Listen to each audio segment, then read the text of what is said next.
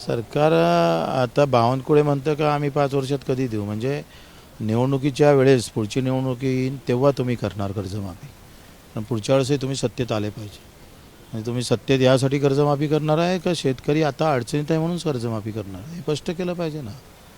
एवढी करंटे झाले कसे तुम्ही, एवढे कसे काय वाईट वागायला लागले तुम्ही शेतकऱ्याप्रती.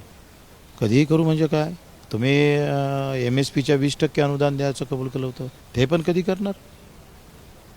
MSPच्या 20% म्हणजे हमी भावाच्या 20% अनुदान देण्याचं कबूल केलं, आणि ते कोणत्या वर्षात देणार आहे. का मौन सोडत नाही तुम्ही मुख्यमंत्री. किती जोऱ्यानं बोलले होते तुम्ही, सातबारा कोरा कोरा करत. कसे मतं घेतले तेव्हा वाटली नाही थोडीशी.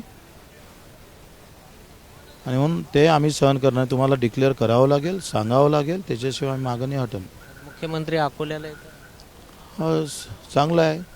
विदर्भातल्या शेतकऱ्यांनी मजुरांनी त्यांचं खूप स्वागत केलं पाहिजे, आनंद व्यक्त केला पाहिजे. रोज आत्महत्या होते त्याच्या छातीवर पाय ठेवून तुम्ही पुन्हा कार्यक्रम केले पाहिजे, नाचले पाहिजे.